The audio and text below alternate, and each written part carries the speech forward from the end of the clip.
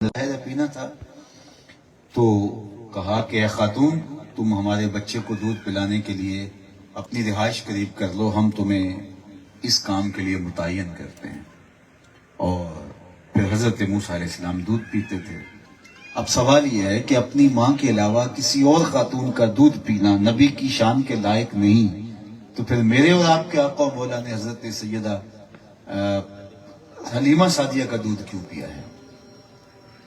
تو صاحب، کسی خاتون کا دودھ پینے میں کیا حرج ہے؟ بھیڑ بکری کا دودھ پینے میں حرج نہیں ہے، تو کسی خاتون کا دودھ پینے میں کیا حرج ہے؟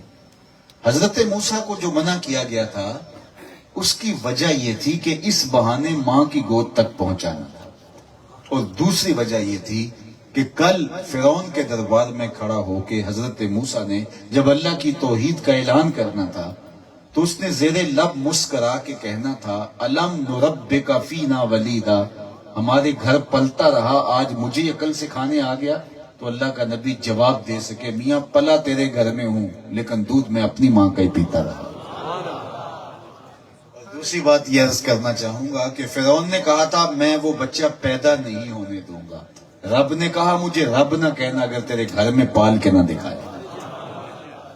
اب حضرت موسیٰ علیہ السلام اپنے گھر سے اپنی ماں کا دودھ پی کے اب کس دھڑلے کے ساتھ، کس شان کے ساتھ فرعون کے دربار میں کھڑے ہیں اور اللہ کے دین کی تبلیغ کر رہے ہیں۔ تو اس لیے ہر پیغمبر کی زندگی دیکھیں کہ اس نے پیغام حق کا ابلاغ کیا تو لوگوں سے کوئی مطالبہ نہیں کیا۔ جب تقریریں بکنے لگ جائیں، جب نعتوں کی بولیاں لگنے لگ جائیں، جب تلاوتوں کے ریٹ طے ہوں تو پھر صاحب اثر نہیں ہوتا، کانوں کی لذت ہوتی ہے۔ وہ لفظ کانوں تک ٹکراتے ہیں، وہ روح تک نہیں اترتے۔ روح سے وہی اترتا ہے جو روح کی عطا گہرائیوں سے نکلا ہوا لفظ ہو، وہ سیدھا سادہ بھی ہو، ٹوٹا پھوٹا بھی ہو۔ اشہد بلال عند اللہ اشہد، پھر بلال کا اشہد بھی اللہ کے ہاں اشہد مان لیا جائے۔ یہاں لہجہ نہیں دیکھا جاتا، یہاں دل کا خلوص دیکھا جاتا ہے۔ تو کہا لا اسألکم علیہ اجرا، اے لوگوں میں تم سے تبلیغ دین کا کوئی صلہ نہیں مانگ رہا۔ اور پھر جس طرح حضور نے تبلیغ کی، آپ کو پتہ ہے کتنی مشقتیں سہی۔ میں تو گفتگو کرنے آیا ہوں تو میرے میزبانوں نے، اللہ ان کو جزا دے، میرے لیے لاؤڈ سپیکر کا انتظام کیا ہے تاکہ مجھے زیادہ زور سے بولنا نہ پڑے۔ خوبصورت لائٹنگ کی ہے، چراغاں کیا ہے، آپ کو دعوت دے کے بلایا ہے، مجھے ایک ایک کے پاس جانا نہیں پڑا۔ تو یہ میرے لیے کیا مشکل ہے؟ میں 3 گھنٹے بھی اگر خطاب کر لوں تو کیا مشکل ہے؟ اور آپ سن رہے ہیں، آپ کی آنکھوں کی پتلیوں پہ پیار لکھا ہے، آپ کی پیشانیاں کو شادگی سے احساس دے رہی ہیں کہ ہم آپ کو سننے کے لیے بیٹھے ہیں۔ تو یہ تو میرے لیے ایک بہت راحت قلب اور تسکین جان ہے۔ مشکل اس وقت ہوتا ہے جب لوگ سننا نہ چاہیں اور ان کو سنانا پڑے۔ حضرت نوح علیہ السلام کو دیکھیے کہ لوگوں کو پیغام حق کا ابلاغ کرنے جاتے ہیں، وہ آگے سے انگلیاں ٹھونس لیتے ہیں کانوں میں، اے نوح تیری بات نہیں سنیں گے۔ اور اللہ کا نبی رک جاتا ہے، اچھا کبھی تو تھک کے انگلیاں نکالو گے، جب نکالو گے تب ہی پیغام حق سنا کے جاؤ۔ اللہ اکبر، کتنا مشکل تھا ان کو تبلیغ کرنا، انہوں نے کی، لیکن ساتھ یہ بھی کہا لا اسألکم علیہ اجرا، میں تم سے تبلیغ دین کا کوئی صلہ نہیں، کوئی اجر نہیں مانگتا، الا المودۃ فی القربى، ہاں ایک چیز کا تم سے مطالبہ ہے، جو میرے قرابت دار ہیں تم نے ان کے ساتھ مودت اور محبت کا رشتہ قائم کرنا ہے۔ تو جب محبت مانگ لی تو پھر سب کچھ نہیں مانگ لیا۔ جب محبت طلب کر لی تو بادی نظر میں تو یہ سمجھ آتی ہے کہ جب کوئی کسی سے پیار کرنے لگ جائے تو پھر تو وہ سب کچھ قدموں میں رکھ دیتا ہے۔ بذل مالو جانو جاہو نام و ننگ در طریق عشق اول منزل است، جب کوئی کسی سے پیار کرتا ہے تو مال تو کچھ ہوتا ہی نہیں، جہاں بھی نذرانہ کر کے وہ سمجھتا ہے حق ادا نہیں ہوا۔ تو جب مودت مانگ لی اپنے اہل بیت کے لیے تو پھر تو سب کچھ مانگ لیا، تو کیا یہ صلہ تو نہیں بن جائے گا؟ جب کچھ نہیں مانگا تبلیغ دین کا صلہ، مودت اہل بیت مانگ لی، اپنے گھرانے کے لیے محبت مانگ لی، تو جب محبت مانگ لی تو پھر سب کچھ ہی آ گیا۔ تو اس کا جواب یہ ہے کہ اہل بیت کی مودت اہل بیت کی ضرورت نہیں ہے، امت کی ضرورت ہے۔ یہ اس لیے طلب کی، اس لیے مانگی کہ اس سے امت کو فائدہ ہوگا۔ حضرت زید بن ارقم رضی اللہ تعالیٰ عنہ سے معروف روایت ہے، اور یہ تقریباً 25 اصحاب سے مروی ہے روایت جو میں آپ کے سامنے رکھنے جا رہا ہوں. کتب صحاح میں اور دیگر کتب حدیث میں یہ روایت موجود ہے. حضرت زید بن ارقم رضی اللہ تعالیٰ عنہ فرماتے ہیں کہ حضور نے ہمیں خطبہ ارشاد کی، اللہ کی حمد بیان کی، اس کی ثنا بیان کی، اور پھر اس کے بعد حضور علیہ الصلوۃ والسلام نے فرمایا کہ انا تارکم فیکم الثقلین، میں تمہارے اندر دو بھاری چیزیں چھوڑ کے جا رہا ہوں. جن چیزوں کو حضور نے بھی بھاری کہا وہ کتنی بھاری ہوں گی. ان میں سے پہلی چیز کتاب اللہ، اللہ کی کتاب، فیہ الہدی والنور فخذوا بکتاب اللہ واستمسکوا بہ. اس میں ہدایت ہے، اس میں روشنی ہے، اس میں اجالا ہے، اس کو مضبوطی سے پکڑ لو. بلکہ حضرت زید بن ارقم سے ہی ایک دوسری روایت ترمذی میں جو ہے اس میں یہ لفظ ہیں کہ اگر تم اس کو مضبوطی سے پکڑ لو گے لن تدلوا بعدی، میرے بعد تم کبھی بھی گمراہ نہیں ہوگے. حضور اپنی امت کو لاوارث نہیں چھوڑ کے گئے. کہ لوگوں میں تمہیں دو بھاری چیزیں چھوڑ کے جا رہا ہوں، دو بھاری چیزیں دے کے جا رہا ہوں، ان کو مضبوطی سے تھام لو، تم کبھی بھی گمراہ نہیں ہوگے. ان میں سے پہلی چیز کتاب اللہ، اللہ کی کتاب، جس میں ہدایت، روشنی، اجالا اور نور و نکھت سب کچھ ہے. پھر فرمایا وَإِطْرَتِي أَهْلُ بَيْتِي، میری اطرت، میرے اہل بیت نبوت. اور 3 مرتبہ فرمایا حضور نے اذکرکم اللہ فی اہل بیتی، اذکرکم اللہ فی اہل بیتی، اذکرکم اللہ فی اہل بیتی. میں اپنے اہل بیت کے حوالے سے تمہیں اللہ سے ڈراتا ہوں، تمہیں تذکیر کرتا ہوں، میری اہل بیت کے حوالے سے کوتاہی نہ کرنا. اور یہ بھی ارشاد فرمایا کہ یہ دونوں یعنی قرآن اور اہل بیت لن یتفرقا، آپس میں جدا بھی کبھی نہیں ہوں گے، آپ کو ملیں گے بھی اکٹھے. حتی یرد علی الحوض، یہاں تک کہ حوض کوثر پہ مجھے اکٹھے آ ملیں. قرآن اور اہل بیت رہیں گے بھی اکٹھے، اور ان دونوں کے دامن کو مضبوطی سے تھام لینا ہے. اگر تم نے ان دونوں کو مضبوطی سے تھام لیا کبھی بھی گمراہ نہیں ہوگے. حضور نے تو فرمایا میں تمہیں یہ 2 چیزیں دے کے جا رہا ہوں، تم کبھی بھی گمراہ نہیں ہوگے. لن تدلوا، حرف ناصب جب مضارع پہ داخل ہوتا ہے تو مستقبل کی ابدی نفی کرتا ہے، تم کبھی بھی گمراہ نہیں ہوگے.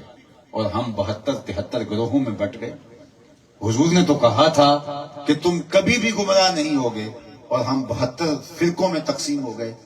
لیکن حضور نے شرط لگائی تھی کہ ان 2 کے دامن کو مضبوطی سے تھام لینا.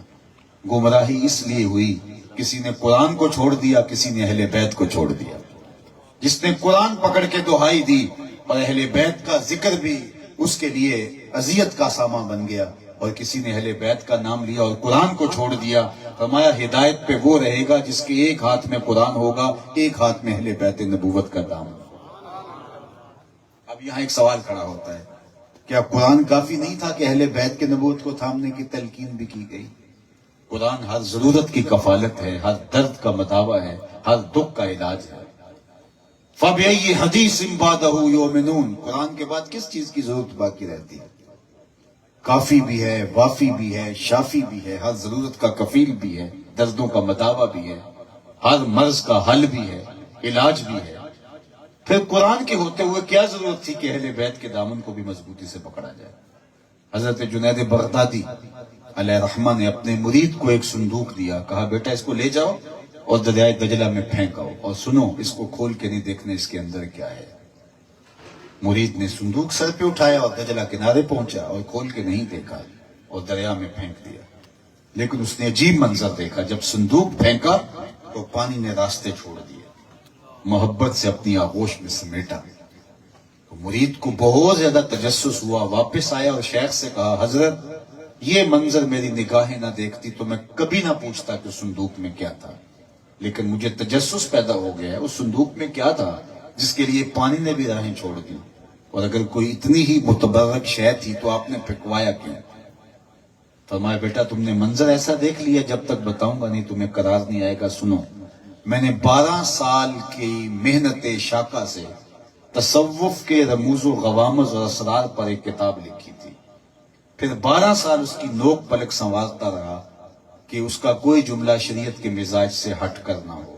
پھر 12 سال سوچتا رہا کہ اس کتاب کو لوگوں تک پہنچاؤں کہ نہ پہنچاؤں.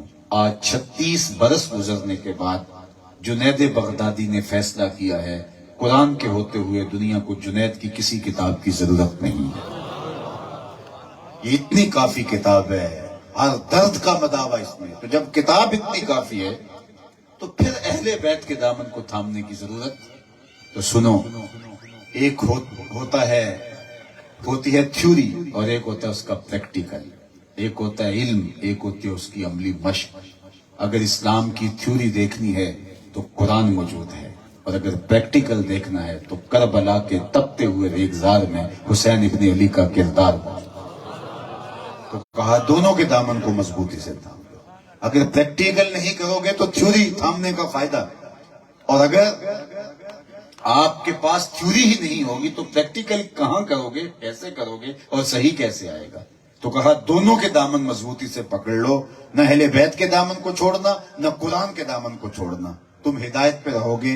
اور حضور نے یہ ضمانت دی کہ لن تدلوا بعدی، پھر تم میرے بعد کبھی بھی گمراہ نہیں ہو. تم فرقہ اور گروہ نہیں ہوگے اگر تم قرآن اور اہل بیت کے دامن کو تھامے رکھو گے. لیکن اگر تم نے چھوڑ دیا قرآن کو یا اہل بیت کو یا دونوں کو تو پھر گمراہی تمہارا مقدر ہے. تمہیں گمراہ ہونے سے کوئی نہیں بچا سکتا.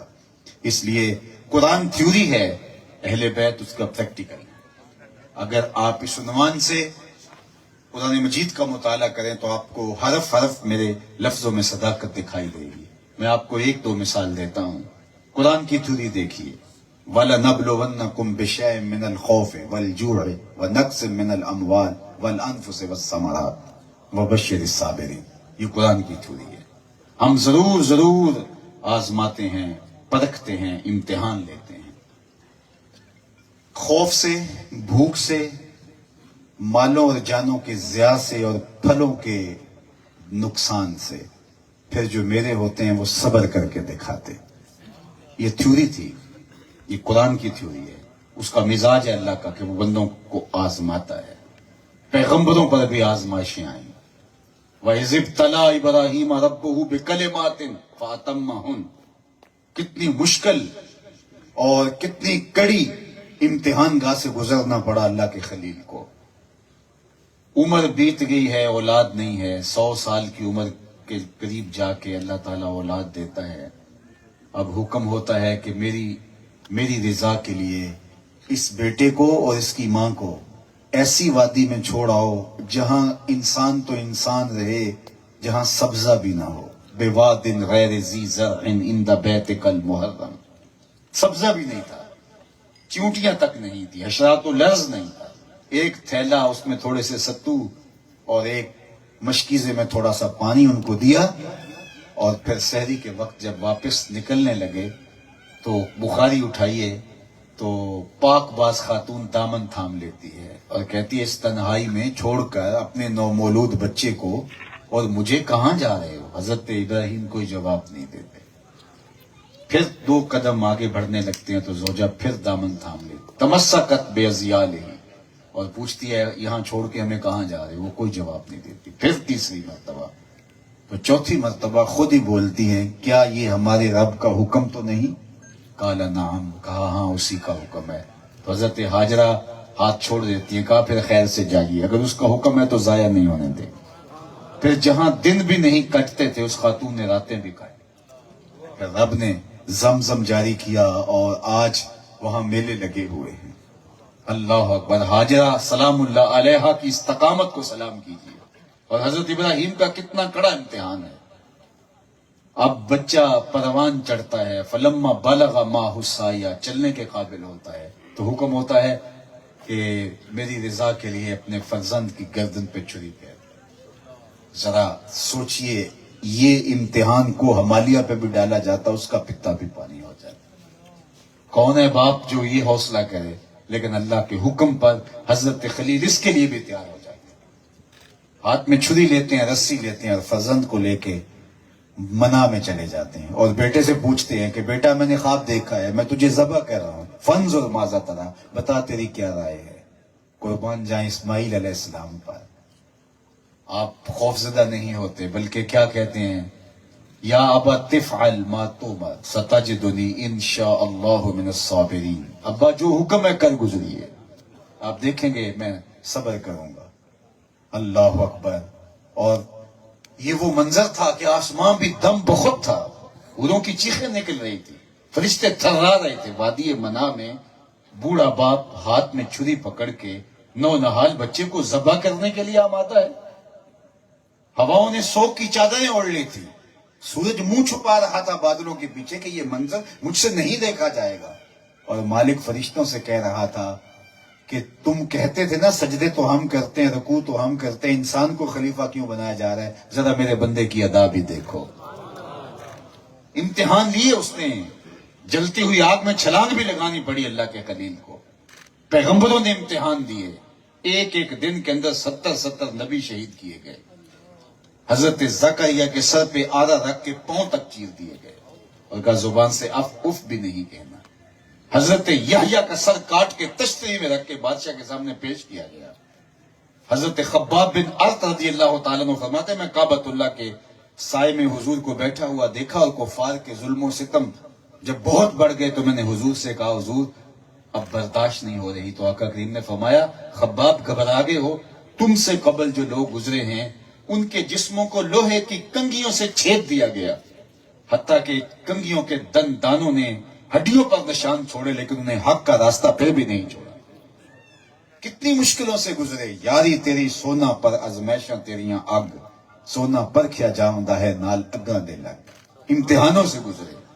اب ذرا دیکھیے تاریخ بتاتی ہے کسی سے خوف کا امتحان لیا گیا، کسی سے جان کا امتحان لیا گیا، کسی سے مال کا امتحان لیا گیا، کسی سے پھلوں کا امتحان لیا گیا۔ امام شافعی فرماتے ہیں پھلوں سے مراد اولاد ہے، یہ زندگی کا پھل ہوتا ہے۔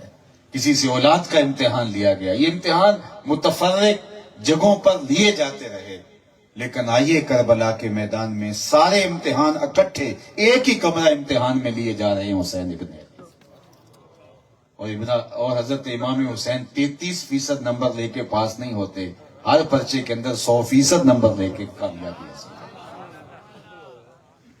جوان بیٹے کی لاش کندھوں پہ اٹھا کے خیموں تک لا کے رب کا شکریہ ادا کرنا یہ تماشا لب بام تھوڑا۔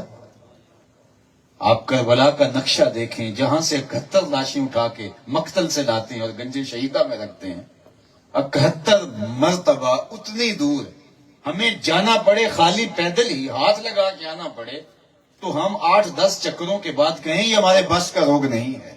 لیکن حسین ابن علی ہر بار جاتے ہیں، کبھی بھائی کی لاش اٹھا کے لاتے ہیں، کبھی بیٹے کی، کبھی بھتیجے کی، کبھی بھانجے کی، کبھی آیان و انصار کی لاشیں اٹھا کے لا رہے ہیں، اور پھر لاش رکھ کے کہتے ہیں مالک حسین تیری رضا پہ راضی ہے، تو بھی بتا تو بھی راضی ہوا ہے کہ نہیں؟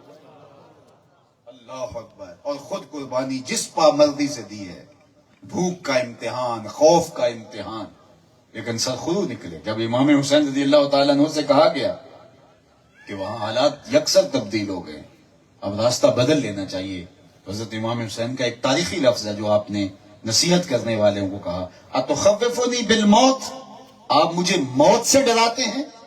میرا تو امتحان ہے، اور جب امتحان ہوگا تو میں ڈروں گا نہیں، موت کی آنکھوں میں آنکھیں ڈال کے بات کروں گا۔ اتخوفنی بالموت، آپ مجھے موت سے ڈراتے ہیں۔ تو یہ تھا امام حسین رضی اللہ تعالیٰ عنہ کا حوصلہ۔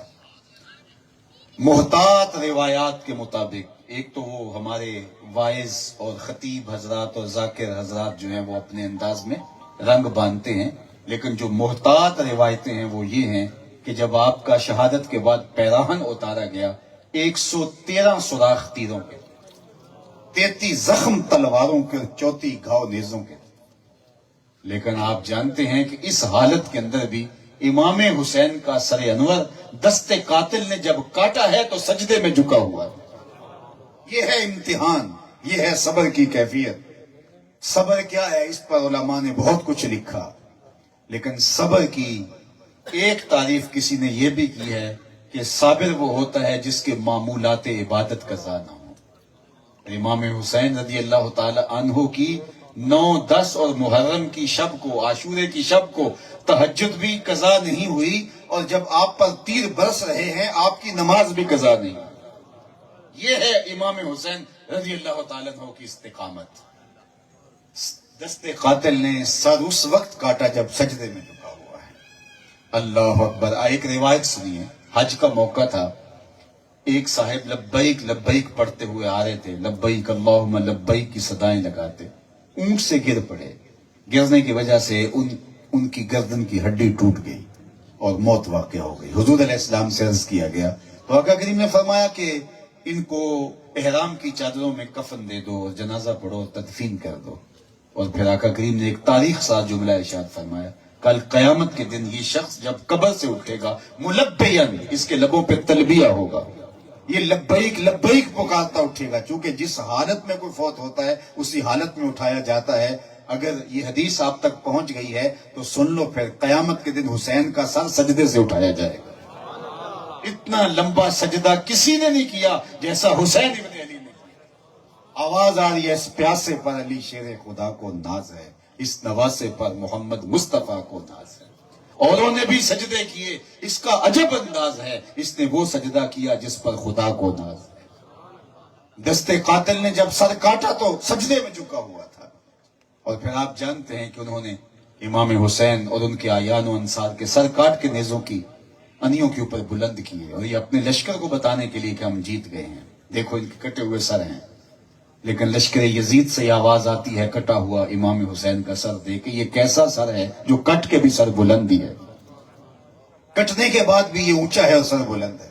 اور جب نیزے کی نوک پہ امام حسین کا سر چڑھایا گیا تو انداز یہ تھا کہ کٹی ہوئی گردن کا رخ آسمان کی طرف اور پیشانی کا رخ زمین کی طرف۔ کسی شاعر نے تخیل باندھا، ذرا رخ دیکھیے بآں کے سر نیزے پہ اور سوئے زمین ہے روح، یعنی سجدہ ثانی کی ہے آرزو۔ رکعت میں 2 سجدے ہوتے، ابھی ایک سجدہ ہوا تھا کہ سر کاٹ لیا گیا، حسین ابن علی کی پیشانی میں دوسرے سجدے کی آرزو مچل رہی۔ اگر وہ تھیوری ہے وَلَنَبْلُوَنَّكُمْ بِشَيْءٍ مِّنَ الْخَوْفِ وَالْجُوعِ وَنَقْصٍ مِّنَ الْأَمْوَالِ وَالْأَنفُسِ وَالثَّمَرَاتِ، تو اس کا پریکٹیکل آپ یہاں کر کے دیکھو۔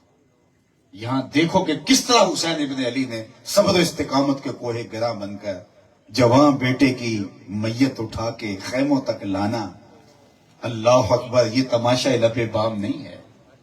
تبھی موت سے یہاں کسی کا جوان بیٹا مر جائے تو زندگی بھر اس کو وہ لمحے نہیں بھولتے، اور جنازے کے وقت اس کو کئی لوگ سہارا دے کے لے جا رہے ہو، میاں یہ کون ہے؟ کہا اسی کے تو بیٹے کا جنازہ ہے۔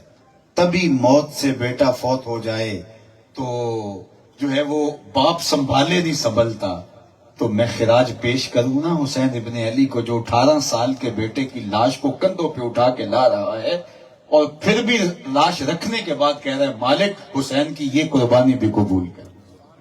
اللہ اکبر۔ یزید نے تخت و تاج تو بچا لیا، لیکن سرخروئی حضرت امام حسین کے نام ہوئی۔ کربلا میں کون جیتا، کربلا میں کون ہارا، آج فیصلہ کر دیتے۔ اقبال نے کہا تھا جو دلوں کو فتح کر لے وہی فاتح زمانہ۔ پورے ملک میں ڈھونڈو، پوری دنیا میں ڈھونڈو، آپ کو شمر نام کا شخص نہیں ملے گا، آپ کو خولی نام کا شخص نہیں ملے گا، آپ کو ابن زیاد نام کا شخص نہیں ملے گا، یزید نام کا شخص ڈھونڈنے سے آپ کو نہیں ملے گا۔ اور میں پوری دنیا میں نہیں ڈھونڈتا، اسی مجلس میں ڈھونڈنے نکلوں تو کتنے لوگوں کا نام حسین ہوگا، کتنے لوگوں کا نام شبیر ہوگا، کتنے لوگوں کا نام اکبر اور اصغر ہوگا، کتنے لوگوں کا نام عباس ہوگا۔ تو یار اور کتنی محبتیں تجھے اے فراز چاہیے، ماؤں نے تیرے نام پہ بچوں کے نام رکھ دیے۔ جو دلوں کو فتح کر لے وہی فاتح زمانہ، یہ حسین ابن علی کی فتح ہے۔ اللہ اکبر۔ فتح شکست کا ایک اور معیار ہے، اور وہ یہ کیا کہ جو سادہ ہمارا دیہاتی جو اکھاڑا چھوڑ کے بھاگ جائے وہ ہارا ہوتا ہے، اور جو اکھاڑے میں جمع رہے ڈٹا رہے وہ جیتا ہوا ہوتا ہے۔ اسی لیے پہلوان جو ہے وہ اکھاڑا نہیں چھوڑتے، شکست مان لی جاتی ہے۔ پانی پت کی لڑائیوں سے لے کر دور موجود کی لڑائیوں تک دیکھیں، میدان چھوڑنے والا شکست خوردہ مانا جاتا ہے۔ یہ معیار اگر دیسی معیار ہم اپنے سامنے رکھیں تو جاؤ پھر کربلا میں دیکھ کے جاؤ، وہاں جا کے دیکھو کہ وہاں یزید کے ڈیرے ہیں یا حسین کی روزے کے اوپر جھنڈا جھول رہا ہے۔ آج بھی قبضہ کربلا پہ کس کا ہے اور وہاں کون موجود ہے؟ آج بھی وہاں آپ کو حسین ابن علی کے جو ہے وہ خیمہ نور کے اوپر، ان کے مرکز انور کے اوپر جھنڈا جھولتا دکھائی دے گا۔ اس لیے جیتا وہ ہوتا ہے جو میدان میں موجود ہے۔ یزید کی تو زمانے کو قبر کا بھی نہیں پتا کہاں، تاریخ نگاروں نے لکھا ہے کہ مزبلہ دمشق میں دمشق کی کوئی روڑی ہے جس کے پیچھے اور چھپی ہوئی اس گندگی کے نیچے کہیں اس کی قبر ہے. زمانے کو تو یزید کی قبر کا بھی نہیں پتا, اور حسین کے مرکز نور پہ آج بھی جھنڈا جھولتا دکھائی. لیکن حقیقت میں یہ یزید اور حسین کی لڑائی نہیں تھی, یہ یزیدیت اور حسینیت کی لڑائی تھی. یہ بات ذہن میں رکھیے, یہ اقتدار کی لڑائی نہیں تھی, یہ اقدار کی لڑائی تھی. یہ حق و باطل کا مارکا تھا, یہ سچائی اور جھوٹ کا مارکا تھا. یزید بظاہر حضرت امام حسین ان کے خاندان کو کاٹ کر کے فتح کے نقارے بجا رہا ہے کہ میں جیت گیا ہوں, لیکن یزیدیت ہار گئی تھی اور امام حسین وہ کٹ گئے تھے, لیکن حسینیت زندہ باد ہو گئی تھی. حضرت امام حسین نے یزید کے مکروہ چہرے سے نقاب الٹ دیا تھا, یہی آپ کا کام تھا. آپ نے جو خطبہ دیا اور کوفی سامنے کھڑے ہیں, اس خطبے کے 2-3 لفظ سن لیجئے جس سے آپ یہ بتاتے ہیں کہ میں کیوں اس کے مقابلے میں آیا ہوں. آج لوگ کہتے ہیں یہ 2 شہزادوں کی جنگ تھی. اللہ اکبر, یہ کتنی بھونڈی بات ہے. تخت و تاج تو ان کے قدموں کی دھول ہے. یہ اقتدار کے لیے اتنا کچھ کیا تھا. آج یہ بھی کہا جاتا ہے کہ یہ ایک سانحہ ہو گیا تھا, ایک اتفاقی حادثہ ہو گیا تھا. سنو امام عالی مقام کیا کہہ رہے رضی اللہ تعالیٰ عنہ. آپ پہنچ کر کے وہاں لشکر یزید سامنے کھڑا ہے اور کوفی سامنے موجود ہیں. آپ نے فرمایا ان ہؤلاء قد لزموا طاعت الشیطان وترکوا طاعت الرحمن. میں اس لیے میدان میں آیا ہوں کہ ان لوگوں نے شیطان کی اطاعت کو قبول کر لیا ہے اور رحمان کی اطاعت کو چھوڑ دیا ہے. وَأَطَّلُوا الْحُدُودِ, اور انہوں نے حدود کو جو ہے وہ معطل کر دیا ہے, اللہ کی حرام کردہ چیزوں کو حلال کر دیا ہے اور حلال کردہ چیزوں کو حرام کر دیا ہے. فرمایا کہ میرے علاوہ کون ہے پھر جو اب میدان میں آئے, اور میں اس لیے میدان میں آیا ہوں وَلَكُمْ فِيهَا أُسْوَةٌ, قیامت تک ظلم کے خلاف کھڑا ہونے والوں کے لیے میری زندگی نمونہ تو ہو. یہ دونوں لفظوں پہ غور کیجئے, میں کیوں میدان میں آیا ہوں. ہم تو صرف اتنا سمجھتے ہیں کہ یزید کی برائی یہ ہے کہ وہ امام حسین رضی اللہ تعالیٰ عنہ کا قاتل ہے, اہل بیت کا قاتل ہے. مدینہ المنورہ کی حرمت کو 62 ہجری میں اس نے پامال کیا اور 700 صحابہ کو شہید کیا اور 10,000 تابعین کو شہید کیا. اس نے مکہ کی حرمت کو پامال کیا اور کعبہ اللہ کو آگ لگ گئی اور غلاف کو آگ لگ گئی, اور اس نے مکہ اور مدینہ کی حرمت اور اہل بیت کی حرمت, 3 سال ہے اس کی حکومت کے, ہر سال اس نے جو ہے وہ ایک سیاہ کارنامہ سر انجام دیا. یہ تو میں کہتا ہوں, یہ تو آپ کہتے ہیں کہ وہ اس لیے ہمیں برا لگتا ہے کہ امام حسین کا قاتل ہے. لیکن امام حسین جب اس کے مقابلے میں آئے تھے, اس وقت تو امام حسین کا قاتل نہیں تھا. اس وقت تو جو ہے وہ مدینہ کی حرمت اور مکہ کی حرمت کو پامال نہیں کیا تھا. اس وقت تو امام حسین نکلے تھے تو ان کے نزدیک تو کوئی اور چیز تھی جو انہیں محسوس ہوتی تھی, انہوں نے اس لیے قیام کیا تھا اس کے مقابلے میں. یہ 3 برے اعمال اور باقی بد اعمالیاں یہ تو بعد میں اس کے نامہ اعمال میں درج ہوتی امام حسین کی شہادت کے بعد. لیکن حضرت امام حسین جو اس کے مقابلے میں آئے ہیں, اس وقت تو وہ قاتل اہل بیت نہیں تھا, اس وقت تو وہ مدینے اور مکے کی حرمت کو پامال کرنے والا نہیں تھا. یہ تو بعد میں ہوا ہے. تو امام حسین کیوں کھڑے ہوئے؟ انہوں نے بتایا میں اس لیے کھڑا ہوا ہوں اس لیے کہ اس نے اللہ جل شانہ کی رضا کو چھوڑ کے شیطان کو اپنا امام بنا لیا, شیطان کی اطاعت کو لازم کر دیا ہے.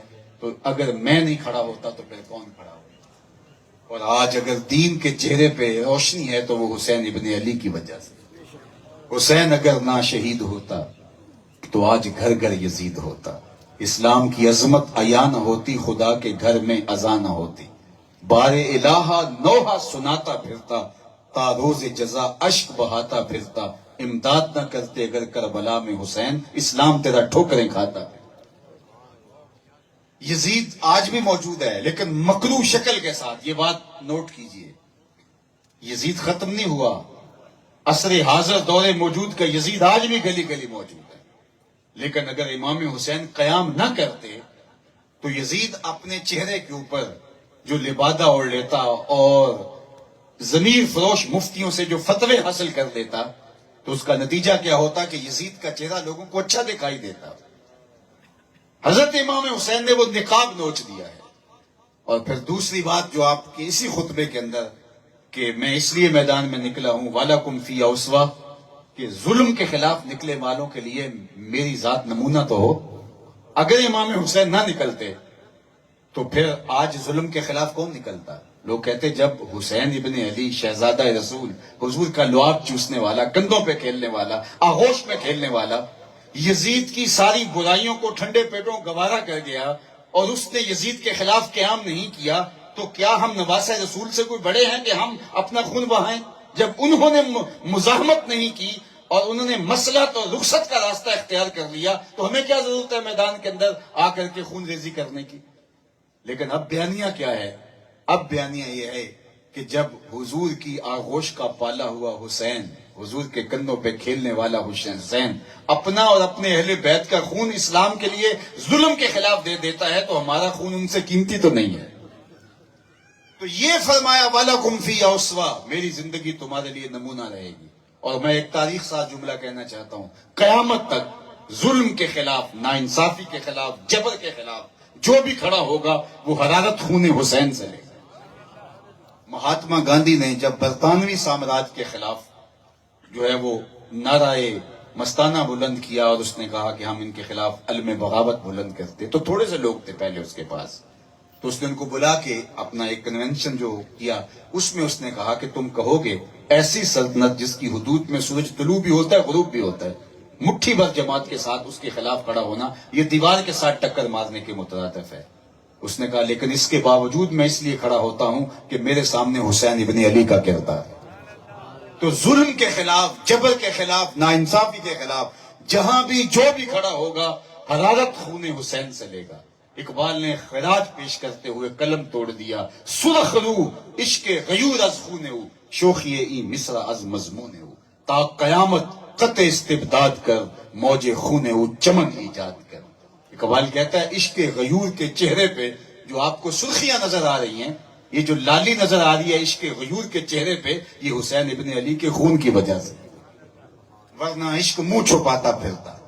عشق نے غالب نکما کر دیا، ورنہ ہم بھی آدمی تھے کام کے۔ ایک وہ عشق ہے جو پلے کچھ نہیں چھوڑتا، پھرتے ہیں میر خار کوئی پوچھتا نہیں، اس عاشقی میں عزت سادات بھی گئی۔ وہ عشق جو برباد کر دیتا ہے، پلے کچھ نہیں چھوڑتا۔ اقبال نے عشق کو نیا روپ اور نیا رنگ دیا کہ عشق سر اٹھا کے چلتا ہے، اس لیے کہ امام عاشقاں پورے بطول، سرو آزاد زبستان رسول، اس لیے کہ عاشقاں کا امام حسین ابن علی جو ہے، اس لیے عشق سر اٹھا کے چلتا ہے۔ تو اقبال کا ذرا لہجہ دیکھیے، سرخ روح عشق غیور از خون ہو، 3-4 لفظوں کے اندر اتنی بڑی کہانی سمو دی ایک مصرے میں، پورا شعر بھی نہیں ہے۔ سرخ روح عشق غیور از خون ہو، عشق غیور کے چہرے پہ سرخیاں حسین ابن علی کے خون کی وجہ سے۔ اقبال خود آشش کر اٹھتا ہے، ایک مصرے میں اتنا بڑا مضمون، تو پھر خود کہتا ہے شوخیے این مصرا از مضمون ہو، کہ اس مصرے میں جان اس لیے آئی ہے کہ نام حسین کا لیا ہے۔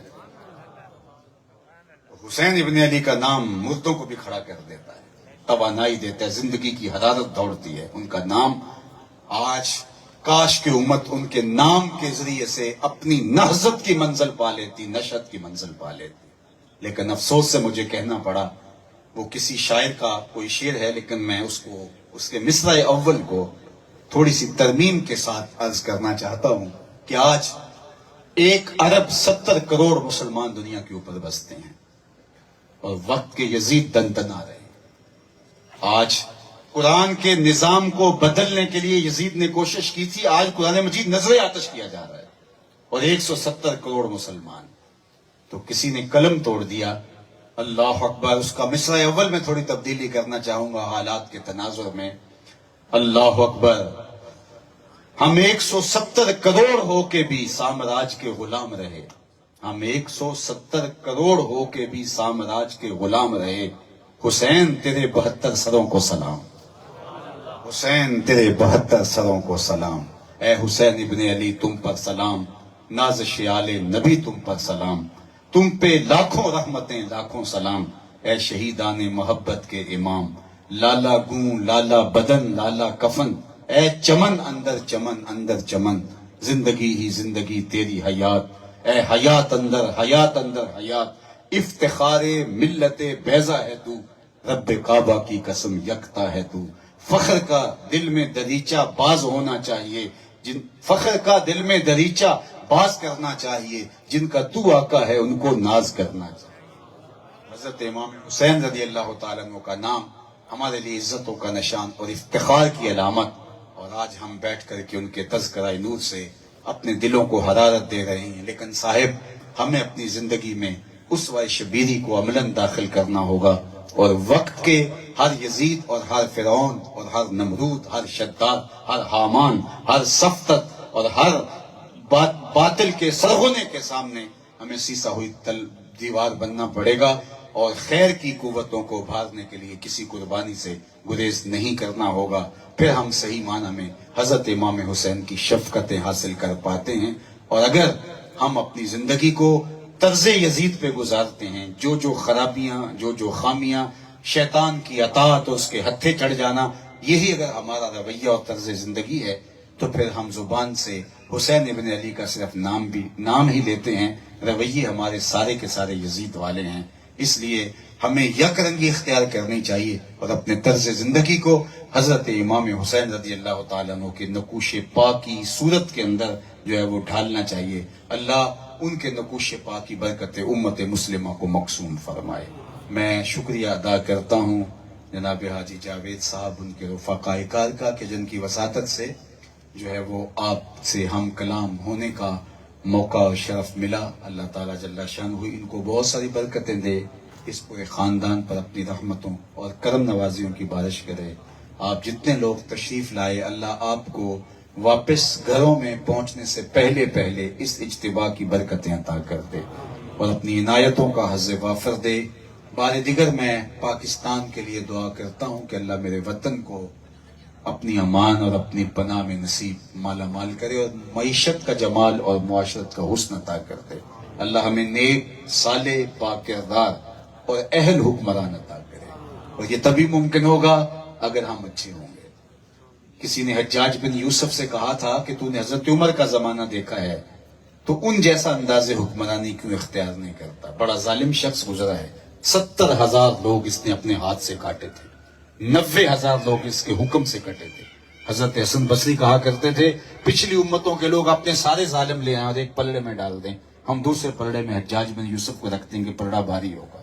اتنا بڑا ظالم، لیکن کسی نے جرأت کر لی، کہا تو نے حضرت عمر کا زمانہ دیکھا ہے، ان جیسا انداز حکمرانی کیوں اختیار نہیں کرتا؟ اس نے 2 لفظوں میں جواب دیا، اس نے کہا تبازروا اتعمر لکم، تم ابو ذر بن جو میں عمر بن جاتا ہوں۔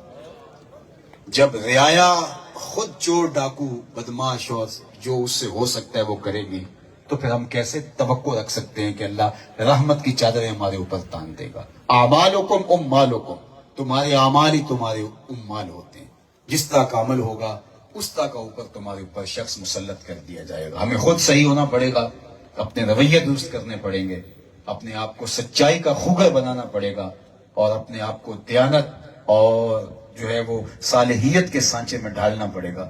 اگر ہم ایسا کر لیتے ہیں تو انشاءاللہ اللہ تعالیٰ اسباب پیدا کر دیتا ہے۔ آپ دیکھتے ہیں آسمان پہ بادل کا ایک ٹکڑا بھی نہیں ہوتا، لیکن جب اللہ پیاسی زمین کو سیراب کرنا چاہتا ہے، کہاں سے بادل امٹ کے آ جاتے ہیں، پھر کھل کے برستے ہیں، پھر خلت برگ و بار ملتی ہے درختوں کو۔ جب ہم اللہ جل شانہ کے مطیع بن جائیں گے تو اللہ ایسے بندے بھیجے گا کہ ہم سوچ بھی نہیں سکتے۔ اللہ کی کرم نوازی ہمارے اوپر ہوگی، ورنہ اللہ تعالیٰ فرماتا ہے وہ اس بات پہ قادر ہے کہ تمہارے اوپر سے بھی عذاب بھیجے، تمہارے نیچے سے بھی عذاب بھیجے۔ علماء نے کہا نیچے سے عذاب زلزلے ہیں، اوپر سے عذاب پتھروں کا برسنا ہے، لیکن حضرت عبداللہ ابن عباس کہتے ہیں نہیں، نیچے کا عذاب یہ ہے کہ تمہاری اولادیں نافرمان ہوں، اور اوپر کا عذاب یہ ہے تمہارے اوپر ظالم حکمران مسلط کر دیے گئے۔ یہ اوپر اور نیچے کے عذاب میں کیا ہم جکڑے ہوئے نہیں؟ ہمارے ماتحت خائن ہو گئے ہیں، اور جو اوپر ہیں وہ ظالم اور جابر، انہیں نہ ہمارا درد ہے اور ہمارا نہ احساس ہے۔ پھر نتیجہ کیا ہے جو ہمارے سامنے ہے؟ اس لیے ہمیں خود صحیح ہونا پڑے گا۔